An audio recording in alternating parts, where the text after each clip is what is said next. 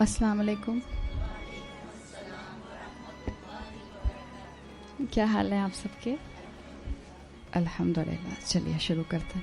الحمدللہ رب العالمین والصلاة والسلام علی اشرف الانبیاء والمرسلین وعلی آلہ وصحبہ ومن استنى بسنتہ الی یوم الدین. اللہم اجعلنا منہم ومن الذین آمنوا وعملوا الصالحات وتواصوا بالحق وتواصوا بالصبر. آمین یا رب العالمین. ثم اما بعد فاعوذ باللہ من الشیطان الرجیم. بسم اللہ الرحمن الرحیم. رب اشرح لی صدری ویسر لی امری واحلل عقدۃ من لسانی یفقہوا قولی. اللہم ثبتنا عند الموت بلا الہ الا اللہ. اے ہمارے اللہ، ہمیں ہماری موت پر کلمہ لا الہ الا اللہ پر ثابت قدم رکھیے. آمین یا رب العالمین. حضرت عبداللہ ابن مسعود سے ہمیں ایک دعا ملتی ہے. آپ کو معلوم ہے نا کہ کچھ قرآنی دعائیں ہیں، کچھ مسنون دعائیں ہیں اور کچھ ماثورہ دعائیں ہیں. ماثورہ اثر سے ہے اور جو صحابہ کی دعائیں ہوتی ہیں ان کو ماثورہ دعائیں کہتے ہیں. حضرت عبداللہ ابن مسعود کی دعا جو آپ کو ملتی ہے، جو وہ بہت فریکوینٹلی پڑھا کرتے تھے، وہ کہتے تھے اللہم زدنا ایمانا و یقینا و فقہا. اللہ مجھے کنٹینیوسلی ایمان میں اور مجھے کنٹینیوسلی یقین میں اور مجھے فہم میں آگے سے آگے بڑھاتا جا. اور الحمدللہ ہم بھی صحابہ کی اسی سنت کو پورا کرتے ہوئے ہی قرآن کے سامنے وقت گزار رہے ہیں. اور اپنے ہر دن آنے کو ہم سب اپنی نیت کو ضرور درست کیا کریں کہ ہم کس مقصد سے آ رہے ہیں اور ہمارا الٹیمیٹ ویژن کیا ہے کہ جو یہاں پر ہم وقت لگا رہے ہیں. سورۃ الکہف کی آیت نمبر 32 سے ایک نیا واقعہ، ایک نئی کہانی شروع ہوئی تھی جو ہم نے کل شروع کی تھی. اور اس میں اللہ تعالیٰ نے دو لوگوں کی کہانی بتائی ہے. یہ دو لوگ کون تھے، ان کے نام کیا تھے، ہسٹری میں ان کا کیا لنک تھا. تفاسیر میں مختلف لوگوں نے آپشنز لکھے ہیں، لیکن کوئی صحیح اوتھینٹک نریشن سے پتہ نہیں چلتا کہ یہ دونوں لوگ کون تھے اور کس علاقے کے تھے. اور اللہ کا جو کلام ہے اس میں جو ایک پیٹرن اور جو اسلوب نظر آتا ہے وہ یہ ہوتا ہے کہ اللہ تعالیٰ صرف اسی وقت ناموں کو اور جگہ کو مینشن کرتے ہیں جس وقت اس سے کوئی فائدہ ہو رہا ہوتا ہے. اللہ تعالیٰ نے جہاں نام اور جگہیں لوکیشنز مینشن نہیں کی، وہاں اللہ کا فوکس ان جگہوں پہ کروانا نہیں تھا بلکہ لیسنز پر کروانا تھا. اسی طرح سے اللہ تعالیٰ نے یہاں پر بھی دو لوگوں کا ذکر کیا جن میں سے ایک کو اللہ نے نعمت دی تھی. اور جس کو اللہ نے نعمت دی تھی وہ یقیناً آپ کو اس پوری کہانی میں اللہ کا کفر کرتا ہوا نظر آئے گا. لیکن اللہ نے یہ نہیں کہا کہ میں نے ان میں سے ایک کفر کرنے والے کو 2 باغ دیے تھے. اللہ تعالیٰ نے کافر اور مسلم کو اکٹھا کر دیا، جہاں آیت نمبر 32 میں فرمایا تھا وَاضْرِبْ لَهُمْ مَثَلَ الرَّجُلَيْنِ جَعَلْنَا لِأَحَدِهِمَا جَنَّتَيْنِ. بس ان میں سے ایک کو اللہ نے کہا کہ میں نے 2 باغ دیے تھے. الحمدللہ ہم لوگ آیت نمبر 32 کو مکمل کر چکے تھے اور ہم آیت نمبر 33 بھی کر لی تھی ہم نے اور 34 ہم کر رہے تھے. آیت نمبر 34 میں اللہ تعالیٰ نے فرمایا اعوذ باللہ من الشیطان الرجیم وقان لہ ثمر، اور اس کے لیے خوب اس کے پھل آتے تھے. فقال لصاحبہ وہو یحاورہ، اور اس نے اپنے دوست اپنے ساتھی سے کہا جبکہ وہ اس سے گفتگو کر رہا تھا انا اکثر منک مالا واعز نفرا، کہ میں تم سے مال میں، اکثر جو ہے وہ گرامر کے اسٹوڈنٹس کے لیے اسم التفضیل ہے. جیسے انگریزی میں آپ سپرلیٹو ڈگری استعمال کرتی ہیں، اسی طرح سے اس نے کہا انا اکثر منک مالا، میں تم سے بہت زیادہ ہوں مال میں، و نفرن، اور نفری کے اندر، مین پاور کے اندر یا اولاد کے اندر. یہ جو جملہ آیا ہے انا اکثر منک مالا، یہ انا کا لفظ کا استعمال یہ جب بھی ہوگا گفتگو کے اندر تو یہ انسان کے اندر تکبر کو سٹارٹ کرنا شروع کر دے گا. ہر جملے میں میں بولنا جو ہوتا ہے اس سے اصل میں تکبر کی ابتدا ہو جاتی ہے. فرعون کا فیوریٹ جملہ تھا یہ انا ربکم الاعلی. فرعون اپنے لیے ہر وقت آئی، می اینڈ مائی سیلف استعمال کیا کرتا تھا کہ میں یہ کر سکتا ہوں اور میں ایسا کر سکتا ہوں اور میری کنگڈم ایسی ہے، اور وہ اللہ کے مقابلے میں اپنا انٹروڈکشن جو ہے وہ انا کر کے لاتا تھا. تو اسی چیز کو یہاں مینشن کیا گیا ہے کہ اس انسان کا بھی پرابلم یہ تھا کہ اس میں تکبر اس لیے تھا کہ یہ اپنی گفتگو فلٹر نہیں کرتا تھا اور اپنی گفتگو کے اندر سارا کریڈٹ یہ اپنے آپ کو دیا کرتا تھا.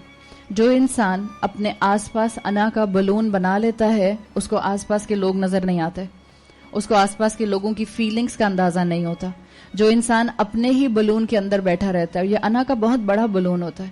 انا کا بلون جو ہوتا ہے وہ انسانوں کی قدر کرنا بھلا دیتا ہے, اور انسان صرف سینٹرڈ انسان بنتے ہیں, اوور سینسٹیو انسان بنتے ہیں. وہ اردو میں ہم کہتے ہیں نا, اپنے ہی حسن کا دیوانہ بنا پھرتا ہوں. متکبر انسان کا یہی معاملہ ہوتا ہے. کوئی اس کا دل نہ دکھائے, کوئی اس کو انکار نہ کرے, کوئی اس کو غصہ نہ دلائے. اگر میرے اندر یہ بیماریاں ہیں کہ کوئی مجھے انکار نہ کرے جب میں کسی کو کوئی کام کرنے کو کہوں, اگر میرے اندر یہ بیماری ہے کہ میں کسی کا کرٹیسزم برداشت نہیں کر سکتے, تو ہم سب کو اپنے بارے میں کیئرفل ہونے کی ضرورت ہے. اس کا مطلب ہے ہمارے دل میں ریا اور تکبر دونوں موجود ہیں. اور تکبر, ریا کا آٹومیٹک اگلا جو قدم ہوتا ہے وہ تکبر ہوتا ہے. تکبر کی وجہ سے انسان جو ہے وہ بغیر سوچے سمجھے بات کرتا ہے. اور یہ بھی بعض اوقات تکبر ہوتا ہے جو ہم عام زندگی میں گفتگو بول رہے ہوتے ہیں. جیسے بہت آرام سے ہم کہہ دیتے ہیں, اوہ میں ریڑھی والوں سے پھل نہیں خریدتی ہوں, میں تو بڑے کسی ڈپارٹمنٹل سٹور سے فروٹس خریدتی ہوں. کیوں کہا آپ نے ریڑھی والے سے پھل نہیں خریدتی؟ آپ ذرا اس کو ڈائسیکٹ تو کریں. آپ جب لوگوں کو سمجھاتے ہیں کہ دیکھیں یہ مناسب جملہ نہیں ہے, تو لوگ کہتے ہیں ارے آپ تو بال کی کھال نکال لیتے ہیں. میرا تو ایسا کوئی مطلب نہیں تھا. ایسا ہو نہیں سکتا کہ آپ کا مطلب نہ ہو. جب پھل آپ کو, وہی کیلے آپ کو جو ہیں وہ ڈپارٹمنٹل سٹور میں رکھے ہوئے ملیں گے تو آپ خریدیں گی, وہی آپ کو ریڑھی والے کے پاس ملیں گے تو آپ نہیں خریدیں گی. کیا لاجک ہے آپ کی؟ اصل میں پیچھے آپ اس کو جتنا ڈیپ ڈاؤن جائیں گے, آپ کو اس کی روٹ کے اندر صرف تکبر ملے گا اور کچھ نہیں ملے گا. اسی طرح سے اپنے جملوں میں یہ بولنا کہ ہم تو فلاں جگہ سے بیسٹ شاپنگ کرتے ہیں, ہم فلاں جگہ سے شاپنگ نہیں کرتے. اگر کوئی آپ سے کہتا ہے مثال کے طور پہ کہ مجھے نہیں پتا وہ کہاں ہے, لی مارکیٹ, بہت نام سنتے ہیں نا اکثر, لی مارکیٹ پتہ ہے کہاں ہے؟ کراچی میں ہی ہے نا. کوئی آپ سے کہتا ہے کہ لی مارکیٹ میں فلاں چیز بہت اچھی ملتی ہے. اگر چلیں آپ کے گھر میں کام کرنے والی آپ کو کہہ رہی ہے کہ باجی لی مارکیٹ ایک ہے جس میں بہت اچھی کوئی چیز ملتی ہے, آپ کہ نہیں ماں میں تھوڑی جاتی ہوں. آپ نے اس عورت کا دل توڑ دیا. اگر آپ نہیں بھی جاتے ہیں, مثال کے طور پہ آپ کو نہیں بھی جانا, آپ کو وہ کتنا بھی بڑا سیل کا انسینٹیو بھی دے, تب بھی آپ کہیں اچھا ملتی ہے, چلو دیکھیں گے, موقع ملے گا تو جا کر دیکھیں گے. سامنے والے کو آپ کا تکبر کتنا ہرٹ کرے گا آپ کو شاید اندازہ نہیں ہے. اور متکبر انسان اصل میں سامنے والے انسان کی ڈگنیٹی کے اوپر فیڈ ہوتا ہے, دوسرے کی ایگو کو وہ استعمال کرتا ہے. اس لیے کہ ہر انسان میں ایک بیئر منیمم سٹینڈرڈ لیول کی ایگو ہوتی ہے. ہم کس وقت کس کو ہرٹ کر دیتے ہیں ہمیں سمجھ نہیں آتا. بعض اوقات ہم اپنے آپ کو اپنی فرینڈس کے اندر یا اپنے خاندانوں کے اندر یا ہم اپنے انسٹیٹیوشنس کے اندر یہ سمجھتے ہیں کہ مجھ سے اچھا مشورہ تو کوئی دے ہی نہیں سکتا. کیا یہ تکبر نہیں ہے؟ یہ بھی تکبر ہوگا کہ جب 20 لوگ بیٹھے ہیں اور سب اپنا اپنا سجیشن دے رہے ہیں, آپ جب سجیشن دیں اپنا تو آپ کو لگے کہ بس اس سے بہتر تو کوئی دے ہی نہیں سکتا. بعض لوگ ہوتے ہیں جب کسی گیدرنگ میں آتے ہیں تو وہ ان کا انداز ہوتا ہے ہیلو ہیئر آئی ایم. اس کا مطلب کیا ہوتا ہے؟ اس کا مطلب بھی یہی ہوتا ہے آپ سب لوگ کیا کر رہے ہیں ذرا مجھے دیکھیں, میں آ گئی. اس کا یہ مطلب ہوتا ہے. جو انسان اپنے آپ کو نیچے رکھنے کی, عاجزی کے لیول پہ رکھنے کی, ہیوملٹی کا معاملہ کرتا ہے, وہ کہتا ہے ہیلو ہیئر یو آر. اس میں کیا ہوگا؟ آپ نے سامنے والے کو ویلیو کر دیا, آپ نے اپنی جان کو ویلیو نہیں کیا.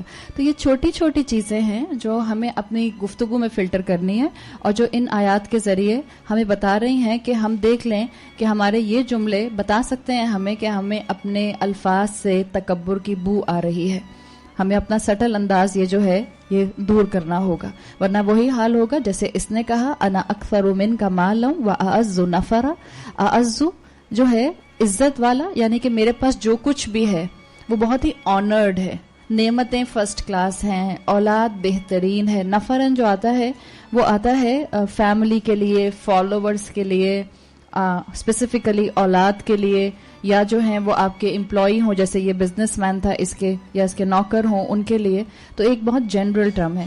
ایک مفسر آتے ہیں کلاسیکل اسکالرز میں, ان کا نام مقاتل آتا ہے. مقاتل جو مفسر ہیں ان کا کہنا ہے رحمت اللہ علیہ, وہ کہتے ہیں کہ نفرن اسپیسیفکلی یہاں اس کہانی میں اس شخص کی اولاد کے لیے آیا ہے. اور انہوں نے کہا کہ یہ کیوں ان کا یہ پوائنٹ آف ویو ہے کہ یہ اس اپنی یا شخص اپنی اولاد کو بوسٹ کر رہا ہے, اس لیے کہ آپ آگے پڑھیں گی اس کہانی میں آئے گا کہ جب اس کا دوست جواب دے گا تو وہ کہے گا ان ترانی انا اقل منک مالا و ولدا. اگر تم مجھے دیکھتے ہو کہ میں تمہارے مقابلے میں مال اور اولاد میں کم ہوں.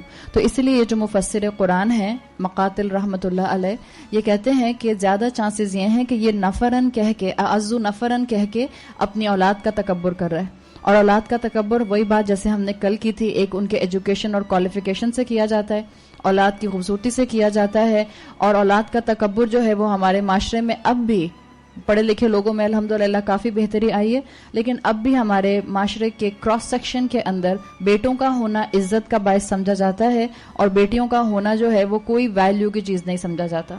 آج بھی جب بیٹیاں ہوتی ہیں تو ساسوں کے منہ بن جاتے ہیں. آج بھی جب بیٹی کی خوشخبری آتی ہے اور بیٹا ہاسپٹل سے کھڑے ہو کے جو ہے وہ ماں کو فون کرتا ہے, ماں پوچھتی ہے کیا ہوا, تو بیٹا کہتا ہے کہ بیٹی, تو ماں کہتی چلو بیٹر ٹرائی نیکسٹ ٹائم. ابھی کو تو سنبھال لیں, بیٹر ٹرائی نیکسٹ ٹائم کیا ہوتا ہے؟ یہ کیا ایٹیٹیوڈز ہیں؟ یہ سب ایٹیٹیوڈز ہماری بیماریوں کی عکاسی کرتے ہیں, ہماری بیماریوں کا, ہماری ڈیزیزز, ہماری اسپرچل ڈیزیزز کا ریفلیکشن ہے.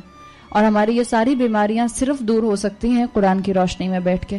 تو یہاں پر اس کا بھی یہی انداز تھا کہ اس نے اپنے آپ کو اپنی نعمتوں پر اطراء کر بوسٹ کیا. حالانکہ آپ دیکھیں کنٹینیوسلی آیت نمبر 32 سے آ رہا ہے, اللہ کہہ رہا ہے جعلنا, ہم نے بنایا, حففنا, ہم نے پھیلایا, فجرنا, ہم نے پھوٹ نکالی نہر اس کے اندر سے یا دریا. تو یہ کنٹینیوسلی اللہ اپنے ساتھ اٹیچ کر رہا تھا, لیکن اس نے انا کہہ کے اللہ کے دیے ہوئے سارے اقتدار کو اپنا کریڈٹ بنا لیا, اللہ سے اس کو ہٹا لیا. اور یہی ایک فیبل مائنڈڈ انسان کی جو ہے وہ آپ کو پرسنالٹی نظر آتی ہے کہ وہ اپنا کامیابی کا کریڈٹ اپنی عقل کو, اپنے انٹلیکٹ کو, اپنی محنت کو دیتا ہے. میں نے اتنے نمبر لے ہی اس لیے لیا کہ میں نے محنت بہت کی تھی. میں نے قرآن کا مثال کے طور پہ کورس کر ہی اس لیے لیا کیونکہ میں نے محنت بہت کی تھی. میں 20 دن یا 25 دن یا 30 دن رمضان کے کورسز میں چلی اس لیے گئی کہ میں بہت ڈٹرمنڈ تھی. یہ سب جملے بولنے سے پہلے اگر انسان اللہ کی تعریف میں ایک لفظ بھی بول دے, اللہ کی تعریف کا ایک کلمہ بھی بول دے, تو اس میں پھر انشاءاللہ انسان کی پکڑ نہیں ہوگی, انسان تکبر کا شکار نہیں ہوگا. آپ کہیں الحمدللہ اللہ کی دی ہوئی طاقت تھی کہ اللہ نے مجھے ڈٹرمن رکھا. وہی جملہ تھا. بعض لوگ کہتے ہیں یہ کیا بات ہوئی, کان یوں پکڑو یا ہاتھ گھما کے سر کے پیچھے سے لے کر آ جاؤ.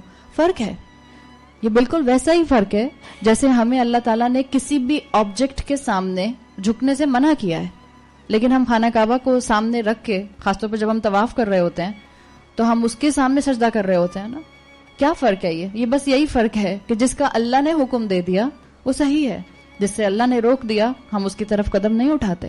ورنہ کیا آپ کو کوئی مشرک جو ہے وہ آپ سے سوال کرتا ہے تو کیا آپ ہمیں اور دنیا کو منع کرتے پھرتے ہیں کہ مسلمان کسی آبجیکٹ کے سامنے نہیں جھکتا, مسلمان صرف اللہ کی عبادت کرتا ہے. تو بظاہر تو یہ بھی اینٹوں سے بنا ہوا ایک گھر ہی تو ہے جو خانہ کعبہ ہے, بیت اللہ ہے. آپ اس کے سامنے بھی تو سجدہ کر رہے ہیں, آپ حجر اسود کو بھی تو بوسہ دے رہے ہیں. فرق صرف اللہ کی اطاعت کا ہے. جہاں اللہ کا حکم ہے ہم مانیں گے, جہاں اللہ نے منع کر دیا ہم رک جائیں گے.